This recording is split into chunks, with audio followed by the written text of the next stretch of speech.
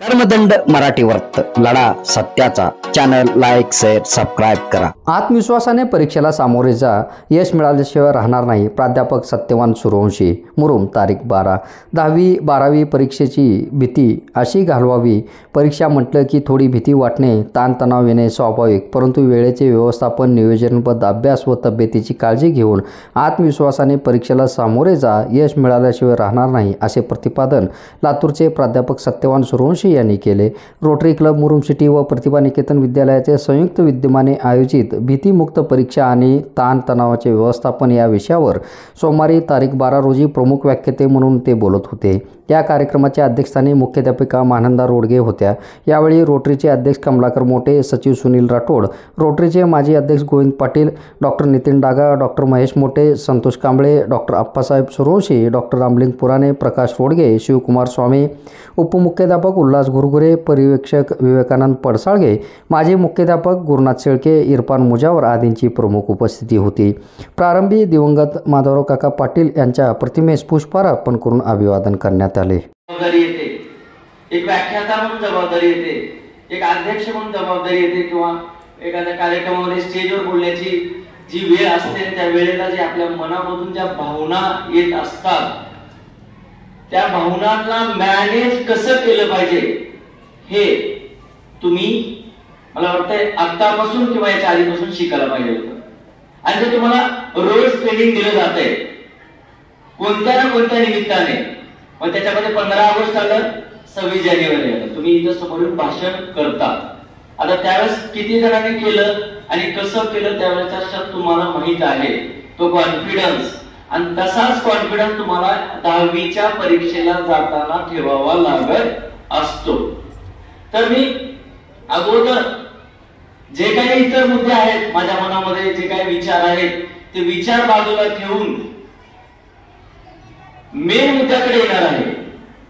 इतर गोष्टी मला बोलायच्या नाहीत ज्या डोक्यामध्ये येतात। पण लक्ष द्या, तुमचे पंच इंद्रिये माहित ना, पंच इंद्रिय सांगायची गरज नसून ज्याला सांगायची गरज लागते त्या विद्यार्थ्यांना आता सावध व्हावं, अभ्यास करा। आपण असाही मोबाईल वापरतोय, त्याचा वापर योग्य गोष्टीसाठी करा। पंच इंद्रिय माहित आहेत ना, ते पंच इंद्रिये सध्या जागृत ठेवायचे। आणि त्याच्यामध्ये सगळ्यात महत्वाचा इंद्रिय असतो तुमचं मन, जे मन कुठेही भटकायला लागेल, कुठे म्हणजे तुमचं लक्ष इकडे असावं। आपण विद्यार्थी आहोत आणि आज आपण एका कार्यक्रमाला आलो, तर अगोदर आपल्याकडे एक वही आणि पेन वरती असायला पाहिजे होती। असं किती जणांना वाटतं की आज आपण या कार्यक्रमाला आलोय, तर आपल्याकडे एक वही आणि पेन वरती असायला पाहिजे होती, ज्याच्यामध्ये आपण या कार्यक्रमामध्ये जर काही चांगलं शिकलं तर लिहून ठेवता येईल। बरोबर आहे का? हे असतं जागरूकता किंवा दक्षता, कर्तव्य दक्षता। बेटा मुलांनो, आपला वेळ फार मूल्यवान आहे। टाइम इज द मनी म्हणतो आपण। आज जगामध्ये काय आहे तर पैसा हे वेळ आहे, आणि तुमचा महत्वाचा वेळ तुम्ही आज देताय या ठिकाणी। तर या वेळेचा सदुपयोग करण्यासाठी तुमच्याकडे पेन आणि वही पाहिजे। कारण ह्या जे आपण लेखणी म्हणतो, जी आपण याची जी पॉवर आहे, ती पॉवर ज्यांच्याकडे 150 डिग्र्या आहेत असे डॉक्टर बाबासाहेब आंबेडकर यांनी दाखवून दिलेले, जी 1949 मध्ये लिहिलेलं जे संविधान आहे ते आजही आपल्या देशाला चालवत आहे, त्याला कोणी हलवू शकलं नाही। आलं लक्षात? मग मुलांनो, अगोदर तुमच्याकडे इथं बसण्याच्या अगोदर शिस्त महत्वाची असते। त्या शिस्तीमध्ये अगोदर तुमच्याकडे वही आणि पेन पाहिजे होता। मला मान्य, मी पण एक काळ विद्यार्थी होतो। असं तुमच्यासारखं बसून 10वीच्या वर्गामध्ये असताना महिना 2 महिन्या अगोदर आमच्याकडे मार्गदर्शनासाठी असे सूर्यवंशी सरच आले होते। आमच्या जे तुळजापूरला संस्था आहे, आता माझंही थोडस मेमरी करप्ट झाली याच काळामध्ये, प्रत्येक गोष्ट आठवू शकत नाही। जी संस्था आहे बोरगावकर सरांची, त्या संस्थेचे त्यावेळेस अध्यक्ष सूर्यवंशी सर होते आणि ते आम्हाला 10वीच्या मार्गदर्शनासाठी आले होते. आणि मुलांना त्यावेळेस मी एक अभ्यास केला होता. दरवेळेस मी सूर्यवंशी शब्दाचा उकार पहिला द्यायचो. त्या दिवशी सूर्यवंशी सर आमच्या शाळेमध्ये त्यांचा असंच बोर्डावरती नाव लिहिताना सरचा पहिला उकार दिला आणि ते सर आल्यानंतर सांगितले की सरला पहिला उकार येत नाही, दुसरा उकार द्यायचा सूर्यवंशी नाव लिहिताना. म्हणजे भाषा विषयाचा अभ्यास करताना जिथं जिथं जे जे लक्ष द्यावं लागतं ते सगळं मला माहिती आहे बरं का. आता तुम्हाला काय फायदा करून घ्यायचा आहे, कसा करून घ्यायचा आहे बघा. पण माझ्या मनाचं एक दुःख बाहेर काढतो, जे मला मग मोठे सरांनी सांगितलं ते दुःख मला अनुभवायला येतं. सर तुम्ही जे प्राथमिक आणि माध्यमिक शिक्षक आहात हे खरं तर तुम्ही एक विद्यार्थी घडून आमच्याकडे पाठवत असतात. पण काही विद्यार्थी असतात म्हणजे की बघा आपण एखाद्या शेळी राखण्याचा कुणाला अनुभव असेल तर बघा 10 शेळ्या असतात, एक शेळी असते लाचर जी कितीही तिला काही करा ती धान्याकडे पळत. तसे काही विद्यार्थी असतात आणि ते इथे करू नका. जर काय घेऊन गेला तर नंतर सूर्यवंशी सरांची चांगली ओळख झाली तर मग नंतर आपण भेटून बोलू. पण या कार्यक्रमातून काही घेऊन जाऊ शकला तर ते घेऊन जा. त्याच्यासाठी पंचेंद्रिय जागे ठेवा. सगळ्यात आपला शत्रू असतो आळस आणि तो आळस करून इथे बसू नका. तुम्ही रोज सूचना ऐकल्या असतील. आता मला एक साधा सरळ प्रश्नाचं उत्तर द्यायचं. जवळपास 3, 4, 5 शाळेचे विद्यार्थी जमलेले आहेत. सराव परीक्षा झाल्या ना मित्रांनो? 80 मार्काच्या किती झाल्या सांगा बरं. मोजायला पण एवढा वेळ लागला. 2 झाल्या. ठीक आहे बेटा, 3 तरी व्हायला पाहिजे. पहिली एक सराव परीक्षा आता परीक्षा यायच्या अगोदर होईल शाळेत किंवा तुम्ही घरी बसून करायचंय. जेव्हा मी विद्यार्थी होतो त्यावेळेस मी सकाळ पेपरमध्ये त्यावेळेस लेख यायचा 10वीच्या परीक्षेचा प्रत्येक विषयाचा. ते लेख जमा करून ठेवायचं. आणि परिस्थिती अशी म्हणजे गावात कुणाच्या घरात न्यूजपेपर येतो मला ते माहित नाही, पण किराणा दुकान मला सांगून ठेवायचं आणि ते फाडून आणायचं. नाही तर शाळेतल्या न्यूजपेपर मधून ते लिखाण जे यायचं पेपर मध्ये पूर्वी येत होतं मॅडम माहित असेल, सकाळमध्ये यायचं ते फाडून आम्ही ठेवायचं. कारण त्याच्यामध्ये एवढ्या सोप्या भाषेमध्ये लिहिलं जायचं की परीक्षेमध्ये मला कधीच म्हणजे अडचण आलं नाही. पण ताण येतो. तो ताण कसा आपल्याला दूर करायचा याच्यावर आपण हळूहळू डिस्कस करणार आहोत.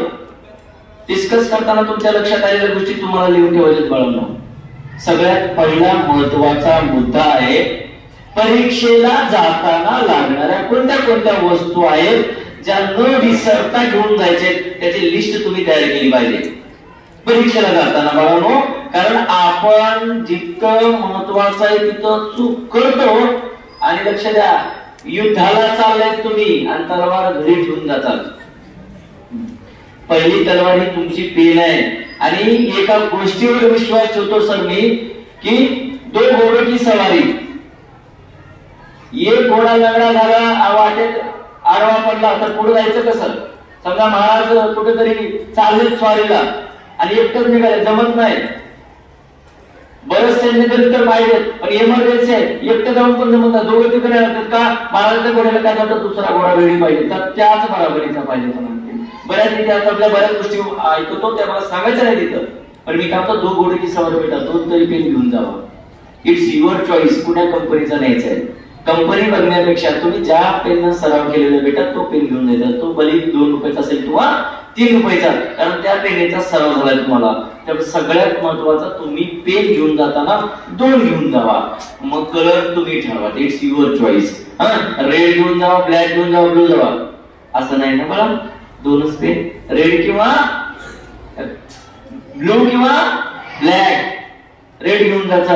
परीक्षेत लिहित असताना एकाच कलरच्या पेननं पेपर लिहायचा आपल्याला. ओके, पहिला मुद्दा पेनचा क्लिअर झाला. पेन एक घेऊन जायचं का नाही. आता गणित आहे. गणितामध्ये कंचे भागू भागू बेवर भागाकार गुणाकार बेरीज वजाबाकी कॅल्क्युलेटर अलाउड नाहीये. कॅल्क्युलेटर घेऊन द्यायचं नाही. स्मार्ट वॉच न्यायची नाही. मोबाईलला सध्या पुढचे येणारे जे 17 दिवस आहेत 1 मार्चला एक्झाम आहे तुमची. 1 मार्चला एक्झाम सुरू झाल्यानंतर ते 22 मार्चला संपणार आहे. प्रत्येकाचा एक्झामचा दिवस वेगवेगळा आहे, बरोबर आहे का नाही? तर तुम्हाला मध्ये जो गॅप मिळतो ना 2 पेपर मध्ये, त्या गॅपचं पण नियोजन करायचं तुम्हाला आधीच ठरवायचंय. वेळेमध्ये शक्य झालं तर मी काही गोष्टींची लॉजिक सांगतो. मी पण एक शिक्षक आहे आणि सर माझे प्रयोग कशात माहितीये का, आपल्या कॉलेजला बरेच खेडेकरून विद्यार्थी येतात. कारण बऱ्याच जणांना शाहू उदयानंद हेच माहिती आहे, कैलासवासी प्रायव्हेट पाटील महाविद्यालय माहितच नाही.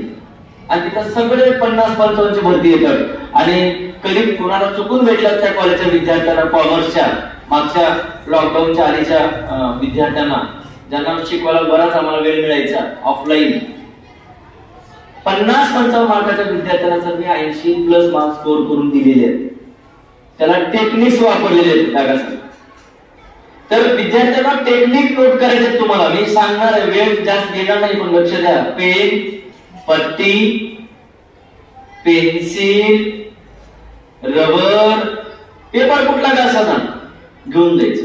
पेन, पट्टी, पेन्सिल, रबर.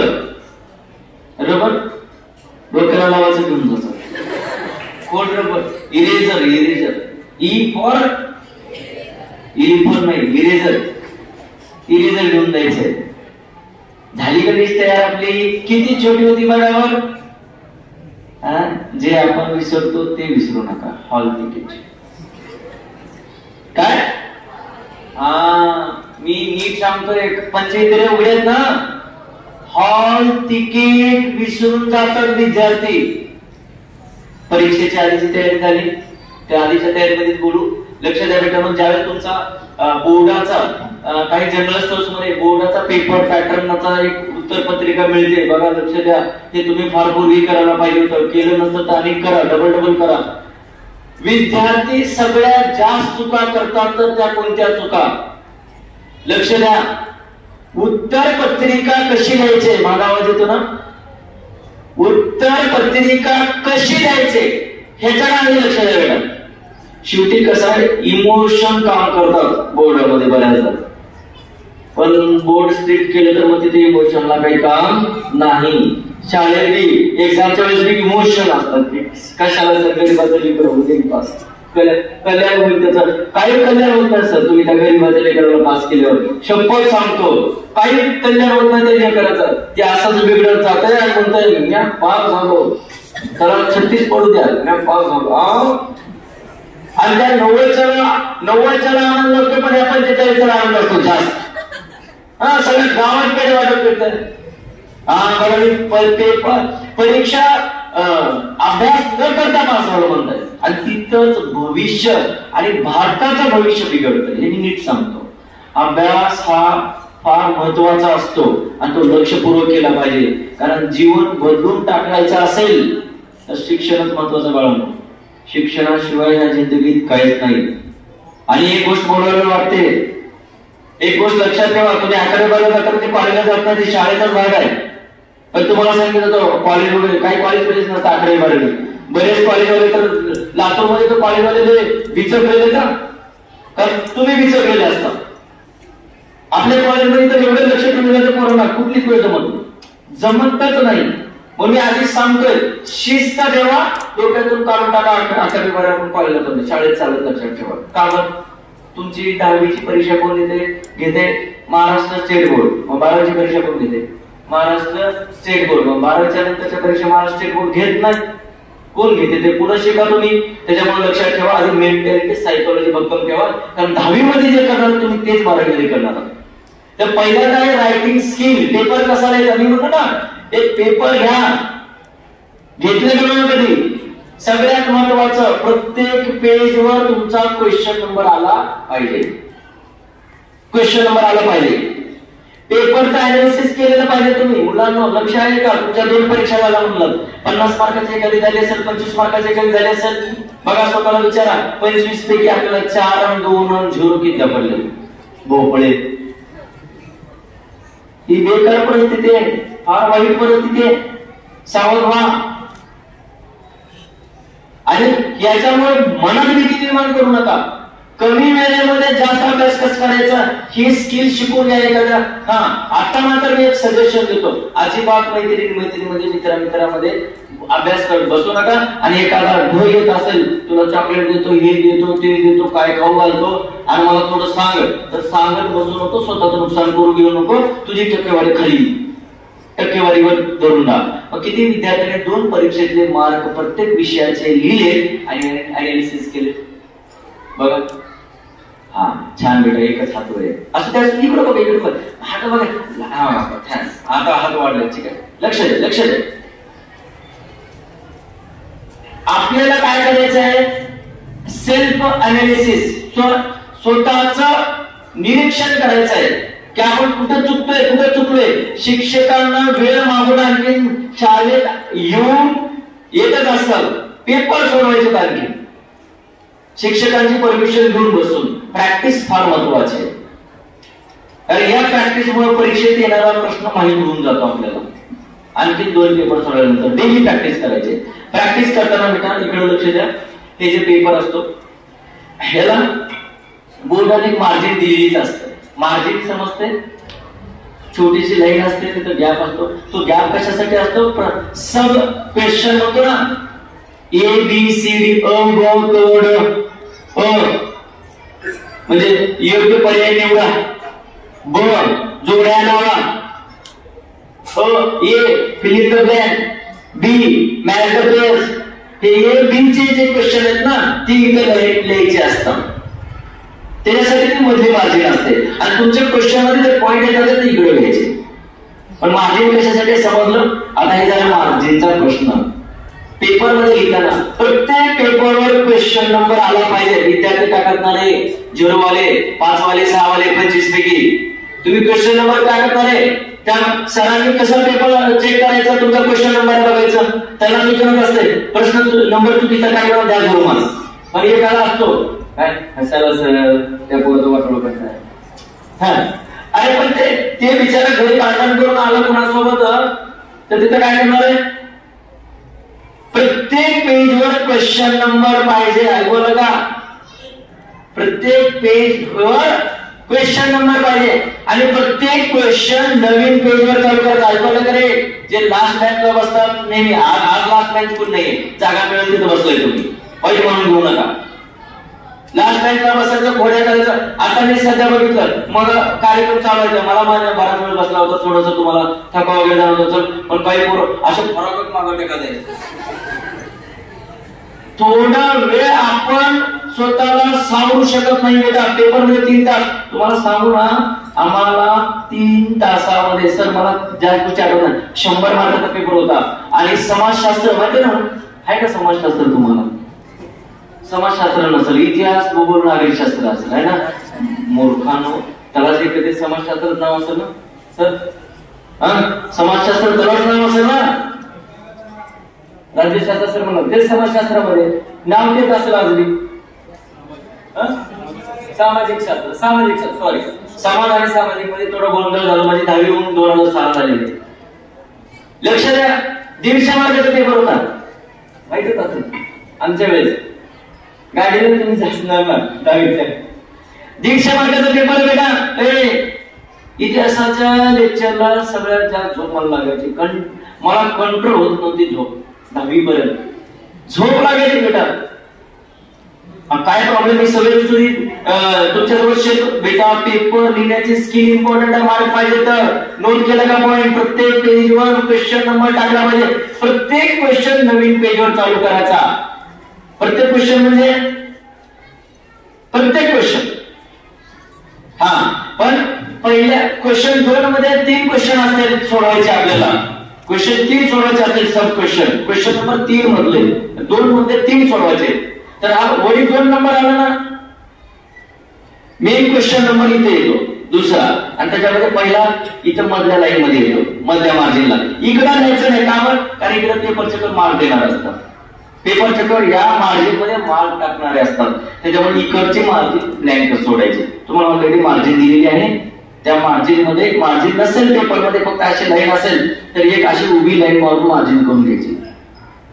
ठीक आहे. आणि तुमचा क्वेश्चन नंबर 2 मुख्य क्वेश्चन इथे आला. त्या 2 मधला पहिला इथं आला, मध्ये मार्जिन मध्ये, बाकी सगळं इकडे नंबरिंग आली तर. आणि हा क्वेश्चन समजा इथं संपला तर दुसरा इथं चालू करायचा नाही, पुढच्या पेजवर चालू करायचा. 2 क्वेश्चन मध्ये कमीत कमी 2 लाईन सोडायच्या.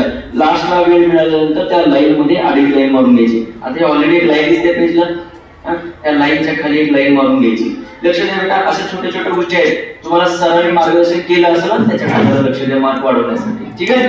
कारण बघा, मला एक वाक्य आठवतं आणि ते वाक्य लिहून ठेवायचे, तर लिहून ठेवा. 2 वाक्य तुम्हाला सांगतो, आयुष्यभर कामाला आले तर बघा.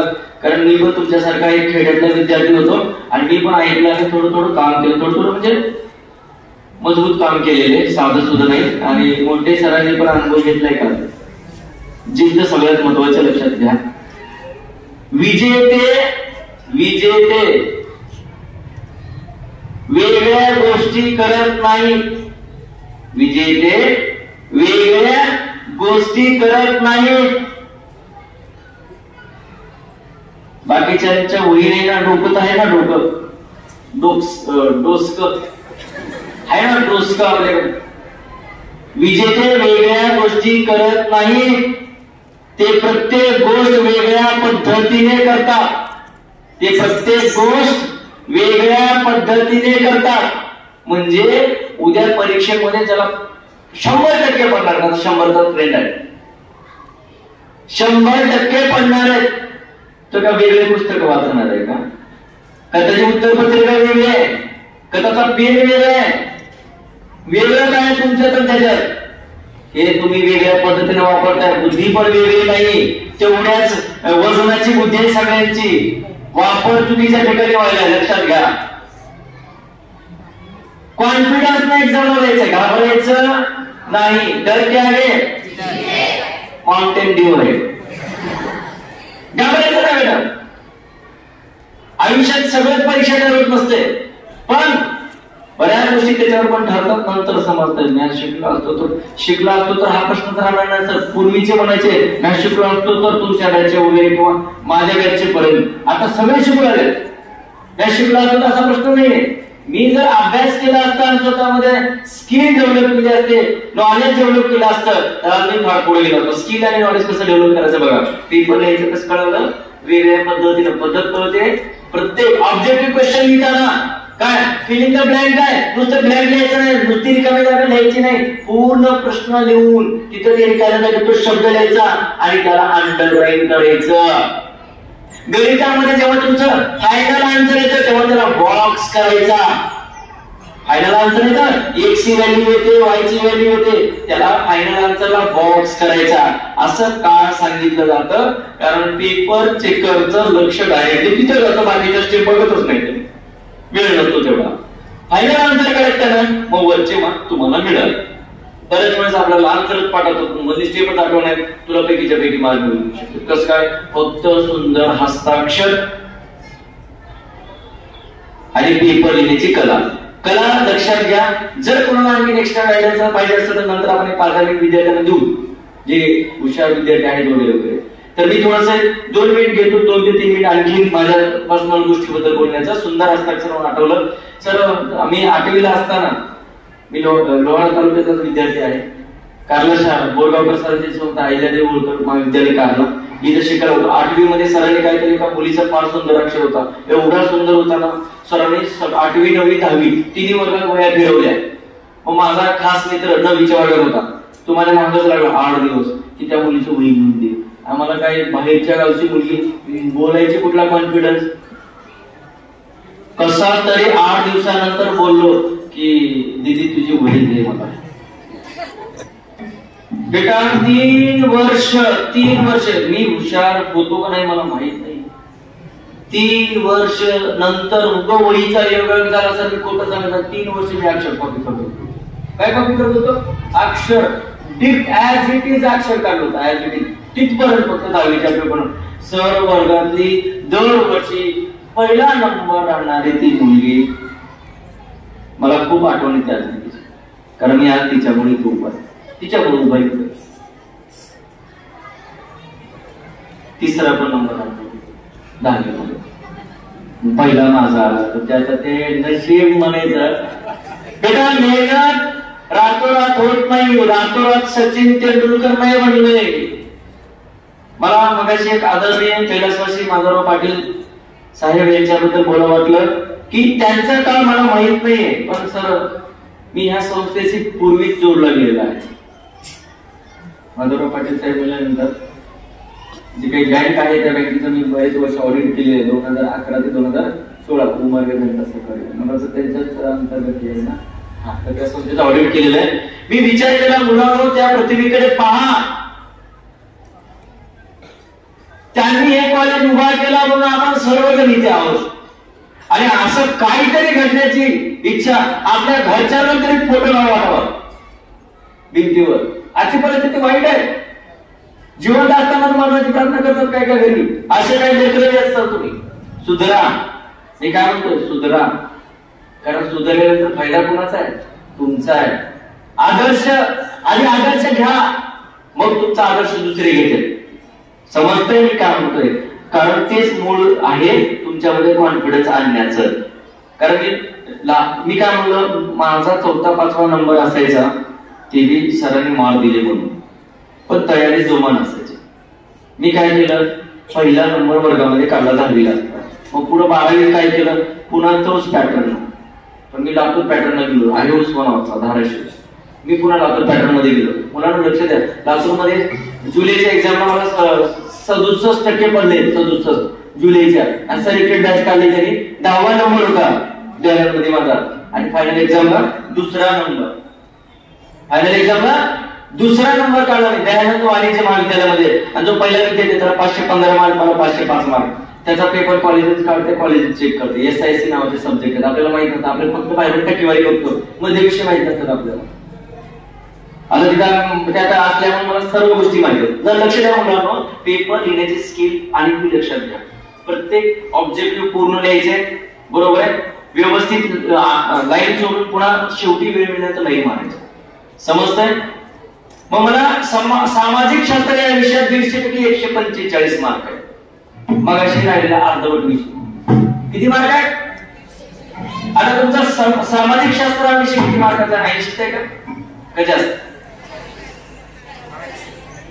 टोटल सामाजिक शास्त्र, इतिहास, भूगोल आणि अर्थशास्त्र काय नागरिक शास्त्र 80 मार्काचा ना, बरोबर आहे. आमच्या वेळेस तो टोटल 150 मार्काचा होता.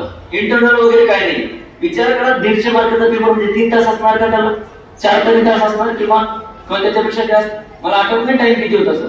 तेवढा वेळ बसून लिहायचं. किती मार्क आले बेटा? 145. मी भूगोलाच्या तासिकेमध्ये झोपायचो, झोपच लागायचं. इतिहासात तर माझं वाकडत असलेलं आहे. आता इतिहास वाचू लागलो, कारण इतिहास फार महत्वाचा आहे. कारण इतिहास माहिती असेल तरच इतिहास करू शकता तुम्ही. तुमच्या इथला भूगोल माहित असेल,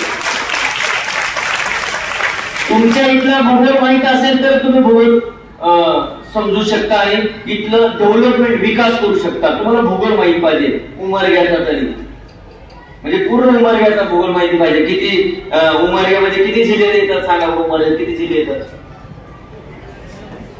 उमरग्यात किती जिल्हे येतात?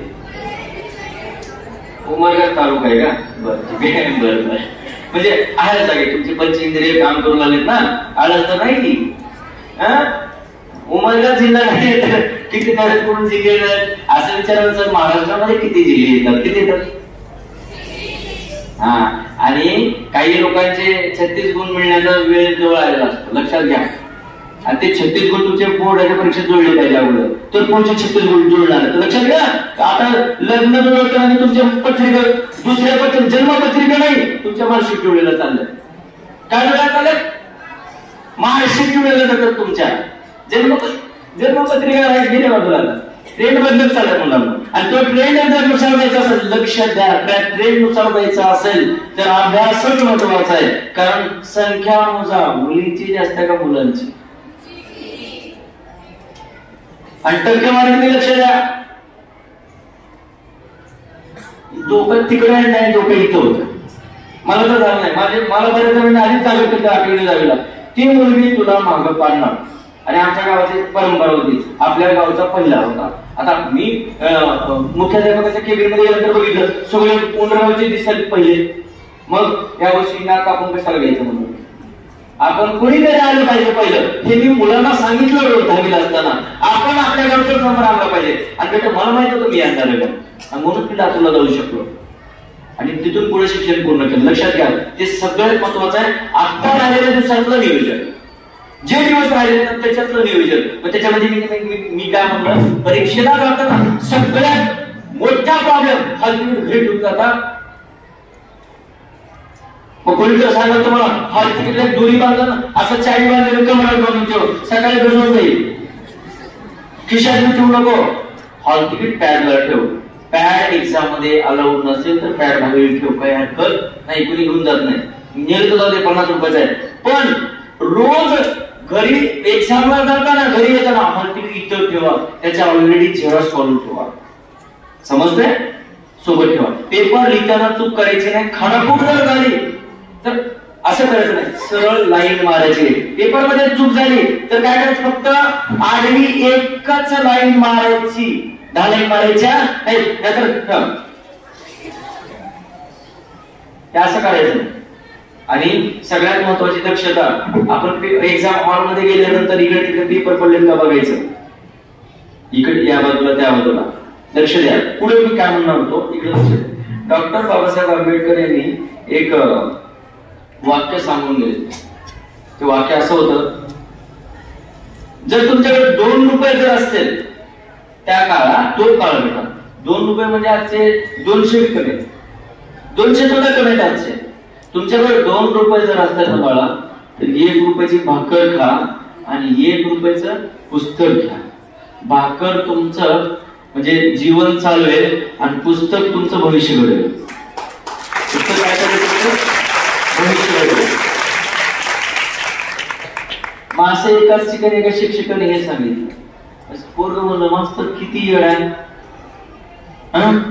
1 रुपयाला कुठे भाकर येते का, 25 रुपये 20 रुपये झाली भाकर येते किंवा, आणि पुस्तक 1 रुपयाला. गणपतीच्या आरतीचं मी 5 रुपयाला पुस्तक गेले. असं कसं मास्तर बोलले, ते दिवस पूर्ण तसे का आणि पूर्ण व्याख्यान करून त्याच्यातच विचार करत बसले. डॉक्टर बाबासाहेब आंबेडकरांच्या काळात नाही वाक्य, तेव्हा 1 रुपयाची किंमत खूप जास्त होती. समजतंय ना? पुस्तक महत्वाचं आयुष्यभरात लक्षात ठेवा. आणि सर मी तेच केलं, जेव्हा लातूरला शिकवलं होतं ना मी तेच केलं. खरं सांग, अक्षरशः मी सीएच्या दुसऱ्या परीक्षेला असताना, सीए इंटरमिडिएटला असताना 1 वर्ष वायडी बोलले इंटरनलची परीक्षा मार्क दिल्या नोंदवाल्यांनी कडक करतात. ते इंटरनलला गेलो म्हणून एका टीचर पण मार्क दिले नाही. मग वायडी बोललं थर्ड इयरला, सेकंड इयर मध्ये बराच फॉर्म भरला. पण कुणाला माहिती होतं कॉलेजमध्ये की इंटरनल गेल्यावर मी फॉर्म भरायचा असतो का, मला कोणी सांगितलं नाही. मी दोन्ही सेमिस्टरला फॉर्म घेऊन ठेवला. माझ्याकडे बरेच वर्ष तो फॉर्म होता, मी आज घेऊ शकतो कुठे भेटते. पण थर्ड इयरला माहिती पडलं, मी काय केलं, मला वाटलं तर मग कुणाकडे जॉब करावा. जॉब करायला कपडे घालवणार, त्यांना आपल्याला कुणी टायमिंगला पळवणार, अभ्यास कस करायचा. अक्षरशः मी शेतकऱ्याचा मुलगा, मी भाजी विकतो. का बरं भाजी विकतो, कॉमर्सचा शिक्षक आहे, कॉमर्सचा विद्यार्थी आहे. बिझनेस हा माझ्या रक्तामध्ये आलाच पाहिजे. समजतं का? बिझनेस समजावा म्हणून मी तिथं प्रॅक्टिकल ट्रेनिंग घेतली. तुमची ट्रेनिंग खतम झालेली आता फक्त बुद्धीनं शांत पद्धतीनं डोळे झाकून विचारायचं की आपण कुठपर्यंत आलो. मग पहिलाच प्रश्न विचारतो, एकच प्रश्न मनाला विचारायचा की आपल्याला 10वीला किती विषय आहे. 10 विषय. बरं ठीक आहे. मग कोणत्या विषयाचा पेपर किती तारखेला आहे माहितीये का? टाइम टेबल पाठा, नंतर ना गणिताच्या पेपरला भूगोलाचा अभ्यास करून जाशील. होतंय सर तसं. एका माझ्या ड्युटीमध्ये केलं कधी ते एवढा अभ्यास केले रातभर की सकाळी उठलत नाही, झोपले दार लावून. पुन्हा 10वीला बघत बसतो. 10वीतली गोष्ट आहे, करता का मुळे. त्याच्यामुळे मी काय सांगतोय, तुम्ही जागे व्हा, झोपू नका. आणि झोपेत जे स्वप्न असतं ते स्वप्न नसतं आणि तेच कधीच पूर्ण होत नाही. उघड्या डोळ्याने स्वप्न बघावं लागतं. मी काय म्हणतो, तुमचं स्वप्न फार मोठं ठरवलेलं आहे तुम्ही, आणि ते मोठं स्वप्न खरं सांगतो नक्की पूर्ण होणार आहे.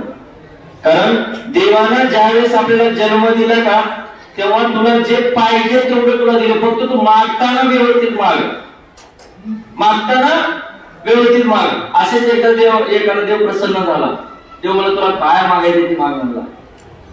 नंतर मागताना काय मागितलं माहितीये का, देवा मला माझ्या आईला तिच्या पडतोंडाला खेळताना, तिच्या मांडीवर खेळताना बघायचं. मला आईला तिचा जर पडतोंड असेल, म्हणजे ह्याच्या लेखाचा मी मला वाटतंय मुलगा तिच्या मांडीवर खेळताना बघायचा. म्हणजे त्यांना एकाच ह्याच्यात किती जणांचं वय मागितलं, आयुष्य मागितलं, आईचं मागितलं, स्वतःचं मागितलं, आणि पुन्हा त्याच्या बाळाचं पण मागितलं, त्याच्या बायकोचंही मागितलं. कारण जी स्त्री असते तिच्यामध्ये त्याला त्याच्या सुनेचंही मागितलं, सुनेचं बी मागितलं. म्हणजे वर मागताना असं म्हणायचं, देव तथास्तु म्हणतो, फक्त दुसरं काहीच म्हणत नाही. काय म्हणतो? तुझं कल्याण होईल म्हणतो. बरोबर नाही? आपला जो गॉड फादर आहे तो अल्लाह असेल, भगवान असेल, कोणताही असेल, तो आपल्याला फक्त ब्लेसिंग देतो. आपल्याला तू विजयी हो, विजयी हो म्हणतो. दुसरं काहीच बोलत नाही कोणताच देव. फक्त तुम्ही यशस्वी व्हा म्हणतो. आणि यशस्वी तेव्हाच होतो जेव्हा आपल्यामध्ये एक आदर्श व्यक्तिमत्व घडतं. आणि ते आदर्श व्यक्तिमत्व घडायचं जर असेल, तुमचे मार्कच जबाबदार आहेत. का? तुम्ही इकडे तिकडे मोबाईल मिळता येतात, पेपर मध्ये मार्क पडले, ट्रेन बदलत चालेल. मला म्हणजे खरंच ट्रेन बदलत चालेल. बड्डे हे ते काही नाही करत, ते सगळ्या गोष्टी बंद करायच्या 17 दिवस 1 मार्च पर्यंत. आणि कंटिन्यू आपल्या हातात पुस्तक दिसलं पाहिजे. आमचं जे बेकार दिवस होते सर, माझ्यापेक्षा तुमचे बेकार. तुम्ही आम्हाला सांगितलं म्हणून आम्ही घडलो. सकाळी मला जनावरांकडे जायचं पुस्तक घेऊन, आणि जनावरांच्या पुस्तक वाटतात. आणि त्याच्यामुळे तर अभ्यास झाला, त्याच्यामुळेच अभ्यास झाला. अभ्यासाला फक्त एक कारण पाहिजे. आजपासून तुमचे पुढचे दिवस 17 दिवस चांगले जावे म्हणून हे व्याख्यान ठेवले. 17 दिवस कसे घालवायचे? कंटिन्यू विचार करायचा परीक्षेचा. बेटा किती प्रश्न येतात. मग माझा पुढचा प्रश्न होता 10 विषय म्हणलात, मराठीला किती भाग आहेत का भाग? एक कवितेचा आणि एक याचा असेल, आणि एक ग्रामरचा, व्याकरणचा एक भाग असेल. व्याकरण किती मार्काला पडणार आहे तुम्हाला टोटल? हे एवढी तयारी पाहिजे. आता तुम्हाला मराठीला ही कविता आहे का बघा, मला सुंदर वाटली, परीक्षेत पडली होती म्हणून मी घेतले. मराठीच्या पेपर मध्ये किती प्रश्न येणार सांगा टोटल प्रश्न किती आहेत पेपर मध्ये प्रश्न? 5 आहेत का? कन्फर्म करायला. कारण मी 12वी बोर्ड कॉमर्स पेपर विचारला तर सांगितलं होतं, फक्त मला पॅटर्न सांगायचं. तुम्हाला काय पॅटर्न कळालं? परीक्षेला जाताना त्या वस्तू, मेन वस्तू काय, कारण तुम्ही पेन विसरला तर कोणतं ऍडजस्ट करून देईल, रबर मीटर कोणतं ऍडजस्ट, हळदी कोण देणार आहे? लक्षात ठेवले, हळदी घेऊन जा आणि कॉन्फिडेंटली बेटा इकडे तिकडे रोडवर फिरायचं नाही, सरळ घरून निघायचं, मस्तपैकी फ्रेश होऊन भाग वगैरे पाळून. आणि काय तू ज्या देवाला मानतात ना, तुमचे पर्यायी देव कोण आहेत? त्यांच्या पाया पडून जायचं. आलं लक्षात? तुम्हाला पूर्ण ताकद मिळून जाईल फक्त त्यांचा सराई करून. ही कविता आहे का बघा, कवितेतलं काही वाक्य मी नंतर बोलतो. आकाशी झेप घेरे पाखर आहे का? कोणी हे त्याच्यावर एक पिक्चर होता माहितीये का? चल पिक्चर आहे माहितीये का? ते मला तेवढं ट्युनिंग जमत नाही. पिंजरामध्ये येत नाही. तर याच्यात एक होळ वाचून दाखवतो. कष्टाविना फळ ना मिळते, कष्टाविना एक्झाम असं मार्क नाही पडणार. आणि लक्षात घ्या, आपली एवढी ताकद पाहिजे ना, आता राहिलेल्या दिवसात सुद्धा मी करू शकतो एवढा कॉन्फिडन्स पाहिजे. राहिलेल्या दिवसात सुद्धा yes it is possible, 100% possible. नाही असं नाही, राहिलेल्या दिवसात पण आपण काही करू शकतो, फक्त तुमच्या सवयी बदला. का बदलायचे? आणि हे आयुष्यभर करावं लागणार आहे तुम्हाला. मी सांगतोय काय, आयुष्यभर करावं लागणार आहे. सवयी महत्वाच्या आपल्या, कारण जे पण आयुष्यात मिळतं ते आपल्या सवयीमुळेच. पुढं तुझं कळतंय, परिणाम मिळते, तुला माहित आहे कष्टाशिवाय फळ मिळत नाही, पण तुला तरी कळत नाही. कळू दे आता, वेळ आहे कळण्याची. पुढं हृदयात व्यथा ही जळते, रोज वाटते आपण आज अभ्यास करावा, आज अभ्यास करावा. आपण आजचा अभ्यास कुठे ढकलतो? उद्या, म्हणजे थोडं थांब, आता वेळ तुमच्याकडे नाहीये. लक्षात ठेवा. मला वाटतं अभ्यासिका वगैरे अशा काही गोष्टी नसतील परिसरामध्ये. आहेत अभ्यासिका?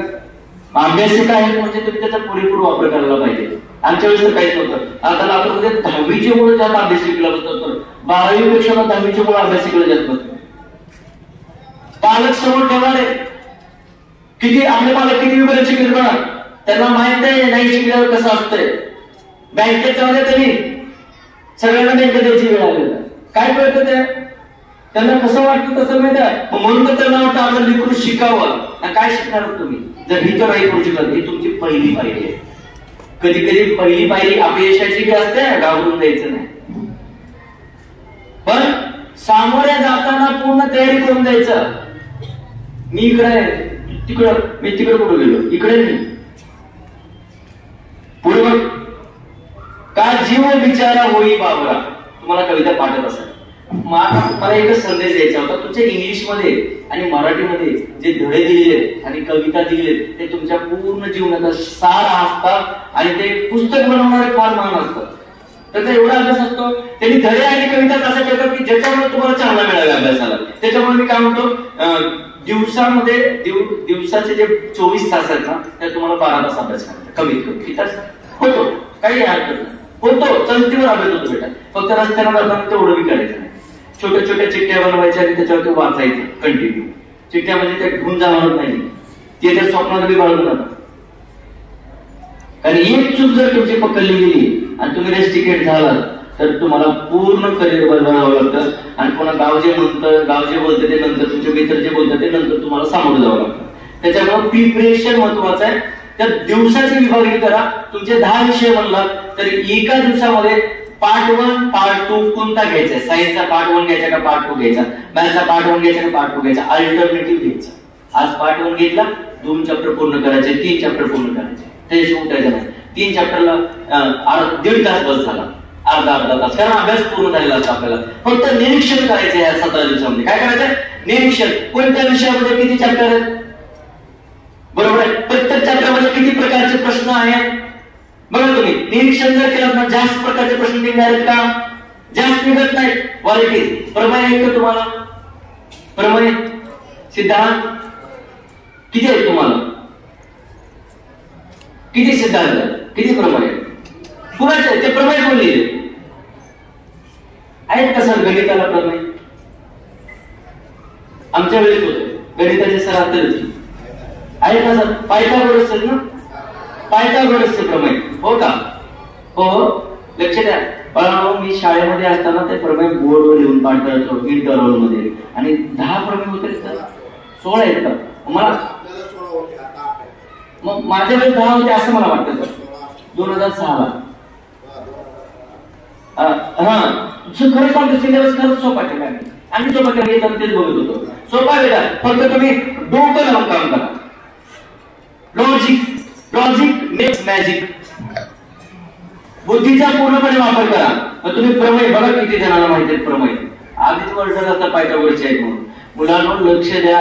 मी प्रमेय लिहिताना मग त्याच्यासाठी सर्व एक कोरे पेपर घ्यायचे रे, जे जाहिरातीचे असतात एका बाजूला, त्याला खर्च करायचा नाही आणि मागून सराव करून द्यायचा. नंतर रफ पेपरवरती प्रमेय महत्वाचे. जो क्वेश्चन आपल्याला परीक्षेला पडणार ते माहित पाहिजे आणि त्याची जास्त तयारी करायची. येत्या लक्षात तरी जास्त तयारी करायची. कुठल्या विषयामध्ये कोणत्या प्रश्नात कोणता प्रश्न, आणि आता तयारी उलटी करायची. उलटी म्हणजे कसं, जे अवघड आहे ते आता करायचं. सोपं तर आपलं झालं की आता शेवटची गोष्ट सांगतो, इकडे लक्ष द्या. आता वेळ किती घेतला मला माहित नाही. मी 10वी मध्ये पण आणि 12वी मध्ये पण मराठी किंवा इंग्लिशचा पेपर, कोणत्या विषयाचा पेपर असतो, त्या लिहिताना मी त्या प्रश्नाला जास्त अगोदर महत्व द्यायचो. ज्या प्रश्नाचं उत्तर मला 100% येते ते प्रश्न आधी सोडायचे. हँडरायटिंग सुंदर यायचं, कारण सुरुवातीला स्पीड कमी ठेवायची, एवढी कमी ठेवायची नाही. वेळेचं नियोजन सुरुवातीला 3 तासामध्ये की आज पहिल्या अर्ध्या तासात किती क्वेश्चन झाले पाहिजे, दुसऱ्या अर्ध्या तासात किती क्वेश्चन झाले पाहिजे, एका क्वेश्चनला किती वेळ गेला पाहिजे याचं नियोजन करून ठेवायचं. घड्याळाला लावून, घड्याळ अलाउड आहे तुम्हाला परीक्षेमध्ये. तुम्ही सिंपल वॉच घेऊन जाऊ शकता, स्मार्ट वॉच नाही अलाउड. साधं घड्याळ, आणि त्या घड्याळासोबत पळायचं. 3 तासामध्ये पहिला प्रश्न किती मिनिटांमध्ये सुटला पाहिजे, दुसरा, तिसरा, चौथा, 5वा. कोणता प्रश्न किती वेळ सोडवता, आणि दुसरी गोष्ट कोणता प्रश्न अगोदर सोडवायचा आणि कोणता नंतर. तुम्हाला स्वातंत्र्य, कोणताही क्वेश्चन कोणत्याही ठिकाणी घेऊ शकता. असं नाही की सिरियस क्वेश्चन पेपर सोडवायचा आहे, पण तेच क्वेश्चन घ्यायचे जे आपल्याला 100% चांगले जमतात आणि ज्याच्यामध्ये आपण चांगलं लिहू शकतो. म्हणजे तुमचा निबंध आहे का मराठीला, आजच्या वेळेस असायचे निबंध आहे, पत्र लिखन आहे,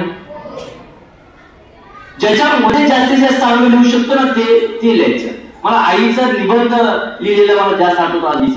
त्याच्यामध्ये एक वाक्य आठवतं की आई थोर तुझे उपकार, मी जर माझ्या शरीराचे कातडी कापडी तुला चप्पल दिले ना तरी ते उपकार भेटणार नाही. तेवढे उपकार आहे तुझे उपकार माझ्यावरचे जर लिहायचे झाले ना ते आभाळावर कागद आणि त्या ढगाळी शाही पण पुरणार नाही.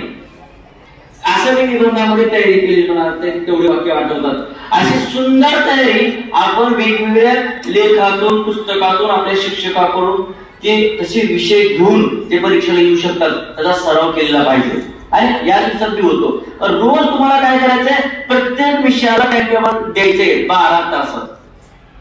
मग त्याच्यामध्ये तुमच्या शाळेतले काही तास आले बरोबर आहे का, आणि शाळेतून गेल्यानंतरचे काही तास आले.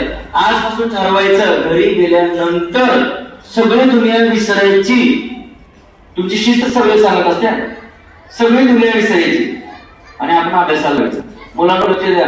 काही काय 10वी पर्यंत आराटपट्टू केलेली नंतर सुद्धा कोणाचं तर ऐकून आणि वेगळं जग निर्माण केलेलं आहे. मला सगळ्यांची ओळख नाही, पण आयुष्यामध्ये या वयात लय शांतपणा आणि शिक्षकाचा आदर न करता उद्धटपणे बोलणं हे जिंदगीवर महाग पडतंय. जिंदगीवर महाग पडतंय. सगळ्यात महत्वाचा म्हणजे शिक्षकाचा आदर. कुठलाही शिक्षक कुणाला चुकीचं सांगत नव्हतो. तुमच्याबद्दल त्याची तळमळ त्याच्या अनेक विद्यार्थी तुमच्या आई वडिलांच्या हातातून घडून गेलेले असतात. तुम्हाला समजायला पाहिजे. सगळ्यात महत्वाचं आहे आधी आणि नंतर बी. समजलंय? पेपर लिहिताना काय करतो तुम्हाला, पेपर येण्यावर 1 मार्चच्या अगोदर प्रत्येक बोर्डाचे झाले 2 पेपर हातात घ्यायचे, त्यांच्या उत्तरपत्रिका लर्न करायच्या आणि प्रत्येक पेपर मध्ये सब्जेक्टच्या किती क्वेश्चन्स आहेत हे बघून घ्यायचं. आणि सगळ्यात महत्वाचं पेपर मध्ये क्वेश्चन नंबर टाकायला विसरायचं. काय म्हणलं मी मला, प्रत्येक पेपरवर क्वेश्चन नंबर आला पाहिजे. क्वेश्चन नंबर 2 त्याचे प्रत्येक सब क्वेश्चन तुम्ही वेगळ्या पेजवर सोडलं तरी चालतंय, पण क्वेश्चन नंबर 2 आणि 3 एका खाली पेजवर लिहून द्यायचा नाही. 2 जिथे संपला शेवटचा क्वेश्चन त्याच्या पुढच्या पेजवर तिसरा घ्यायचा. मग वरील क्वेश्चन नंबर 2 च्या शेवटच्या प्रश्नाचे जे 3 लाईन झाल्या ना ते सगळं खाली ब्लँक सोडायचं.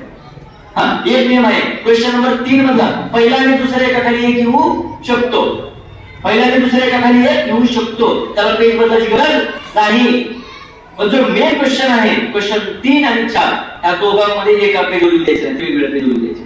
समजतंय? आणखी काही तुम्हाला प्रश्न असतील तर सांगायचं, विचारायचं. काय मला आहे का प्रश्न?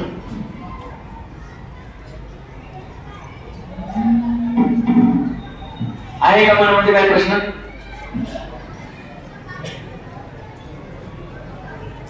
नाही प्रश्न? हा ठीक आहे. नंतर आणि मी कविता वाचून दाखवतो. कविता कोणाची आहे तेवढं कोणी उत्तर द्यायचं मुलापैकी. तुम्हाला कविता वाचून दाखवतो शेवटी. ठीक आहे. कोशिश करने वालों की कभी हार नहीं होती. लहरों से डरकर नौका पार नहीं होती.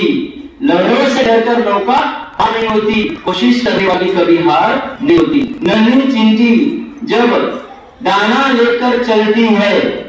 नन्ही चींटी, चींटी माहिती है ना, मुंगी, जब दाना लेकर चलती है चढ़ती दीवारों पर 100 बार फिसलती है. मन का विश्वास रंगों में साहस भरता है. चढ़कर गिरना गिरकर चढ़ना, चढ़कर गिरना गिरकर चढ़ना न अकड़ता है. आखिर उसकी मेहनत बेकार नहीं होती. कोशिश करने वालों की कभी हार नहीं होती. लक्ष द्या. छोट्याशा मुंगीवरून पण आपण खूप काही शिकू शकतो. मुंगी ज्यावेळेस काहीतरी घेऊन जात असते तिच्या 10 फूट वजन तिला उचलत असते, माहितीये का? तिच्या वजनाचं 10 फूट वजन उचलून ती जात असते आणि किती संकट आले तर तिचं मार्ग तिला पुढं पार करून जाते. तसं एक परीक्षा ही आपल्यावर आलेलं संकट नाहीये. पहिली गोष्ट लक्षात घ्या. परीक्षा ही आपल्याला मिळालेली संधी आहे ज्याच्यामध्ये आपण स्वतःला सिद्ध करू शकतो. ती परीक्षा आपले शिक्षक घेऊ शकले असताना का बरं घेत नाहीत? वर्षभर घेतात ती, पण ती शेवटची परीक्षा का घेत नाहीत? कारण लक्ष द्या बेटा, आपल्या आईला आपलं लिकरू हे लिकरूच असतं, दुसऱ्याचं काढलं असतंय. तसं आपल्या शिक्षकाला तुम्ही आमचेच लेकर, आमचेच बाळ, पण जगानं पण तुम्हाला बाळ म्हणलं पाहिजे ना. आता जग तुम्हाला कार्ट म्हणतंय, पण तुम्हाला जग कधी बाळ म्हणून गुन्हेगार जेव्हा तुम्ही सिद्ध करून दाखवता येणाऱ्या परीक्षेमध्ये. मग परीक्षेला सामोरे जाताना काही संधी म्हणून सामोरे जा आणि सर्वांना तुमच्या येणाऱ्या 10वी बोर्ड 2024च्या परीक्षेला माझ्याकडून हार्दिक हार्दिक शुभेच्छा. धन्यवाद धन्यवाद धन्यवाद.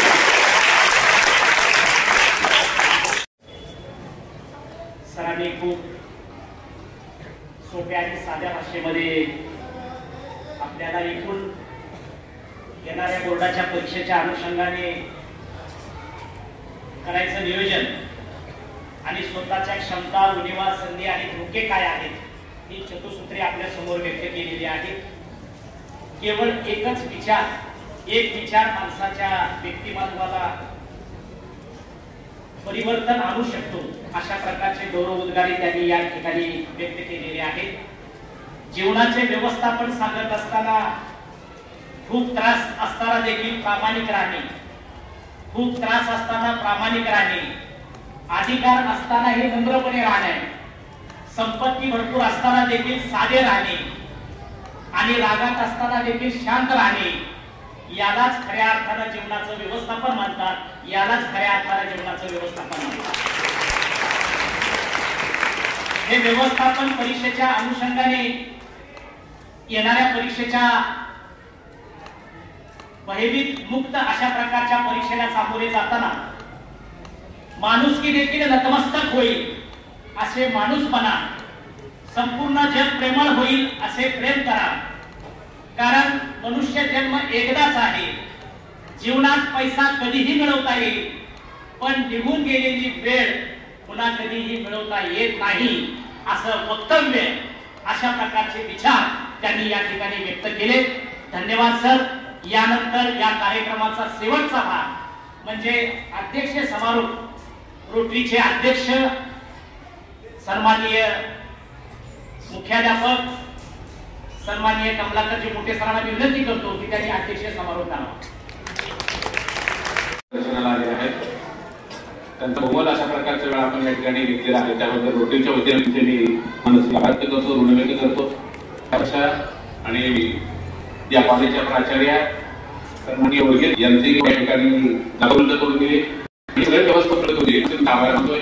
त्याचबरोबर सन्माननीय मी या ठिकाणी ऋण व्यक्त करतो. सर्व मुख्याध्यापक आणि त्याचबरोबर त्यांचे सर्व शिक्षक वर्ग आणि सगळ्यात महत्वाचे म्हणजे तुम्ही ऐकून घेणारे सर्व विद्यार्थी. आता सुनील सरांनी जे काही सांगितलेलं आहे ते सर्व तुम्ही तुमच्या येणाऱ्या परीक्षेमध्ये निश्चितपणे त्याची अंमलबजावणी कराल, याबद्दल माझ्या मनामध्ये कुठल्याही शंका नाही. मी व्यक्त करतो. आणि शेवटी ही जीवनाची काही शेवटची परीक्षा नाही मित्रांनो, त्यामुळं अपयश आलं तरी खचून जाऊ नका. अशा खूप परीक्षा आपल्याला पुढील कालावधीमध्ये द्यायचे. त्यामुळं पुन्हा एकदा तुमच्या भावी जीवनाच्यासाठी आणि या भावी परीक्षेसाठी आमच्या सर्व मित्रांच्या रोटरी यांच्याकडून तुम्हाला शुभेच्छा देतो आणि ह्या अध्यक्षाच्या वतीनं कार्यक्रम संपला असं जाहीर करतो. धन्यवाद.